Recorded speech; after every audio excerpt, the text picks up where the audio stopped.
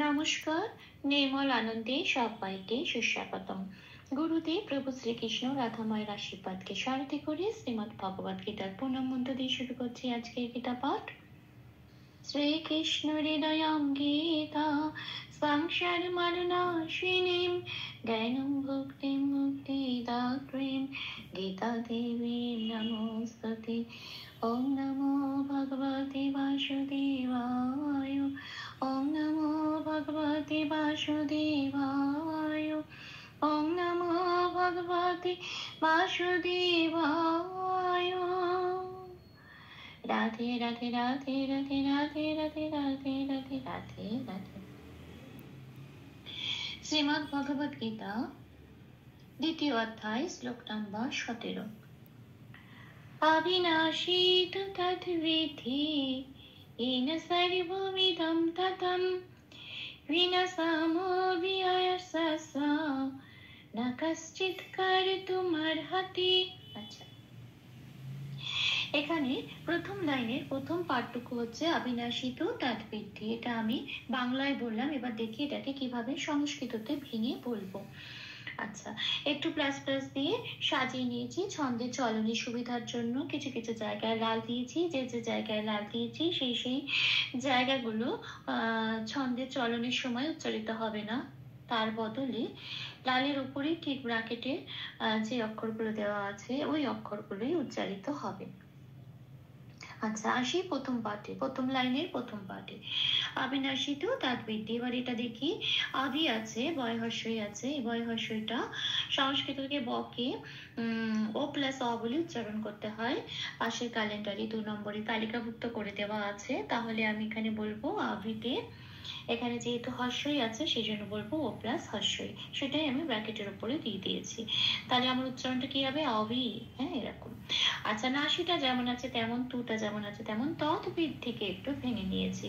প্রথমে আছে দয় বয়, দটাকে প্রথমে হসন্ত দিয়ে বার করে নিয়ে এলাম, আগের অক্ষরের সাথে জুড়ে তৎ বলে উচ্চারিত হচ্ছে, আর বয় হর্ষইটা পড়ে রইল। এবার বয় হর্ষইটাকে ঠিক আগের মতো ও প্লাস হর্ষই হিসেবে উচ্চারিত করতে হবে, তদ্বি। এবার পরে আবার দয় ধয় হর্ষই আছে, তাহলে আবার দটাকে হসন্ত দিয়ে বার করে নিয়ে এলাম, আগের অক্ষরের সাথে জুড়ে ভি এর সাথে জুড়ে উচ্চারিত হচ্ছে ভিত, আর ধিটা পড়ে রইল যেমন তেমন ধি। তাহলে হয়ে গেল অবিনাশী তু তদ্বিধি, এটা। এবার আসি পরের পাঠে, যেন সর্বমিদম ততম, এটা বাংলায় বললাম। এবার দেখি এটাকে কিভাবে সংস্কৃততে উচ্চারণ করব। হ্যাঁ, বাংলা হরফে সেটাই লিখে লিখে একদম সংস্কৃতের কাছাকাছি যাতে উচ্চারণে পৌঁছানো যায় সেভাবেই লিখে লিখে দেখিয়ে দেওয়া হয়েছে। ইয়েনোটা এরা সংস্কৃততে জকে উচ্চারণ করে হর্ষই প্লাস অন্তস্থ 1 নম্বরে তালিকাভুক্ত করে দেওয়া আছে। তো এখানে যেহেতু ইয়েনো মানে অন্তস্থ জয় একার আছে, সেই জন্য আমি ব্র্যাকেটে লিখে দিয়েছি, এটা হবে হর্ষই প্লাস অন্তস্থয় একার, ইয়ে, ইয়েনো। নটা পূর্ণরূপে উচ্চারিত হবে, ইয়েনো। সার্বতে বয় রেপ আছে, 3 নম্বরে তালিকাভুক্ত করে দেওয়া আছে। রেপ থাকলে রয় হসন্ত হিসেবে আগের অক্ষরের সাথে যুক্ত হয়, তার মানে হয়ে গেল স্বর। রেপটা ফ্রি হয়ে গেল মানে বটা ফ্রি হয়ে গেল, রেপটা তো চলে গেল স্বরের সাথে, বটা ফ্রি হয়ে গেল। বটাকে তো ব বলে উচ্চারণ করতে পারবো না, সংস্কৃতে তো উচ্চারণ হবে ও, ও প্লাস ও, সেটাই ওপরে ব্র্যাকেটে লিখে দিয়েছি, পাশে 2 নম্বরে তালিকাভুক্ত করে দেওয়া আছে। আচ্ছা, এবার আসি মিডম। মিডমে অনুস্বর আছে, শব্দের শেষে অনুস্বর থাকলে তখন একটা ময় হসন্ত হয়। হ্যাঁ, সেটা 6 নম্বরে তালিকাভুক্ত করে দেওয়া আছে। এবার এই ময় হসন্ত হিসেবে অনুস্বরটা প্রতিস্থাপিত হয়ে যায় সংস্কৃততে, তাহলে এটা আমরা উচ্চারণ করব মিদম, সাইরব মিদম।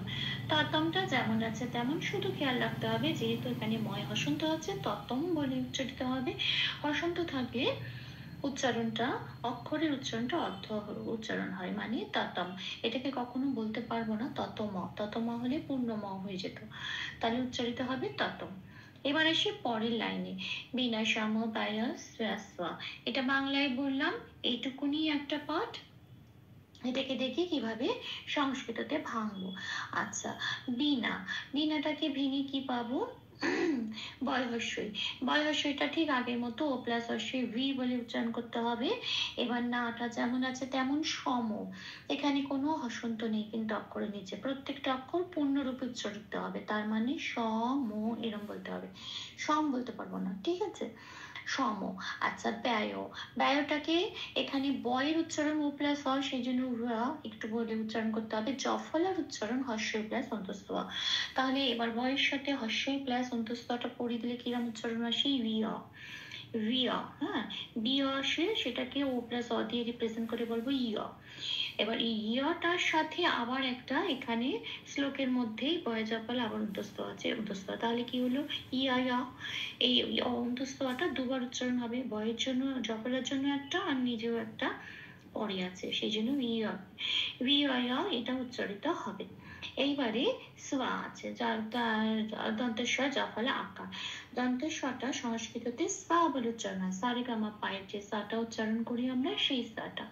এবার যেহেতু ইয়া আছে, জফলা আকার আছে, সেই জন্য হর্ষই প্লাস অন্তস্থ আকার আমি ব্র্যাকেটে দিয়ে দিয়েছি। আর জফলার উচ্চারণ হচ্ছে হর্ষই প্লাস অন্তস্থ ইয়া, আকার আছে বলে এটা হবে শিয়া। তাহলে যদি শয়ের সাথে এই হর্ষই প্লাস অন্তস্থ আকারটা পড়িয়ে দিলে যে উচ্চারণটা বেরিয়ে আসে শিয়া, সেটা এখানে উচ্চারণ হবে। পরেরটায় আবার ঠিক আছে, যন্তেশ্বয় জফলা, এখানে তাহলে হবে যন্তেশ্বয় হর্ষই প্লাস অন্তস্থ শিও। এটা তাহলে আমরা কি পেলাম? ভিনা, সাম, ইয়া, হ্যাঁ, ব্যবটাকে বলছি, বা ইয়া সিয়া সিও, এটা। আচ্ছা, তারপরে পাঠে চলে আসি, না কশ্চিৎ কর তো কর তুমার হাতি। হ্যাঁ, এটা। আচ্ছা, এবার নটা যেমন আছে তেমন পূর্ণরূপে উচ্চারণ করছি। কাজটিতে একটু ভেঙে নিচ্ছি, তালবস্বয়, তালবস্বয় জয় আছে, তালবস্বয় থেকে হসন্ত দিয়ে ভেঙে বার করে কয়ের সাথে জুড়ে উচ্চারিত হচ্ছে কষ।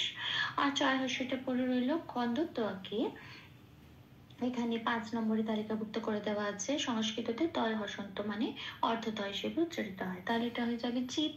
কন্দত্বর জন্য কন্দত্বটা প্রতিস্থাপিত হবে তয় হসন্ত দিয়ে, তাহলে হয়ে যাবে চিত, কাশ্চিত হয়ে গেল। এইবারে কর্তৃত্বে এখানে তয় রেপ আছে, 3 নম্বরে তালিকাভুক্ত করে দেওয়া আছে। রেপ থাকলে রয় হসন্ত হিসেবে আগের অক্ষরের সাথে যুক্ত হয়ে গিয়ে হলো কর, তাহলে টুটা ফ্রি হয়ে গেল, টুটা পড়ে রইল। আবার মতেও তাই, হয় রেপ আছে, হয় রেপ থাকা মানে আবার রয় হসন্ত হিসেবে ময়ের সাথে জুড়ে উচ্চারিত হয়ে যাবে মর, হটা ফ্রি হয়ে গেল, হ বলে পূর্ণরূপে উচ্চারিত হবে হ। আর তয় হর্ষটা যেমন হচ্ছে তেমন উচ্চারিত হবে। তাহলে আমি পুরো ইয়েটা পার্টটা কি পেলাম? না কশ্চিৎ কর তুমার হাতি, এটা। ভুল দুটি ক্ষমা করে দেবেন, অনুশীলনের সুবিধার জন্য 3 বার করে চান্ট করে দেওয়ার চেষ্টা করছি। अविनाशी तु तद्विधि येन सर्वमिदं ततं विनाशामो व्ययस्व न कश्चित् कर्तुमर्हति। अविनाशी तु तद्विधि येन सर्वमिदं ततं विनाशामो व्ययस्व न कश्चित् कर्तुमर्हति। अविनाशी तु तद्विधि येन सर्वमिदं ततं विनाशामो व्ययस्व न कश्चित् कर्तुमर्हति। राधे राधे राधे राधे राधे राधे राधे राधे राधे राधे। तप्त कांचन गौरांगीं राधे वृंदावनेश्वरी विश्वभानुसुते देवी तां प्रणमामि हरे प्रेम। প্রভু শ্রী রাধাময়ের কৃপা দৃষ্টি আমাদের সবার উপর বর্ষিত হোক। ধন্যবাদ। আপনাদের উৎসাহে আমার অনুপ্রেরণা, আমার সকল ভুল ত্রুটি ক্ষমা প্রার্থনা প্রভুর চরণে করলাম, অর্পণ করলাম প্রভুর চরণে। ওম কৃষ্ণায় বাসুদেবায় হরয়ে পরমাত্মনে প্রণতক্লেশনাশায় গোবিন্দায় নমো নমঃ। শ্রীকৃষ্ণার্পণমস্তু। জয় শ্রীকৃষ্ণ।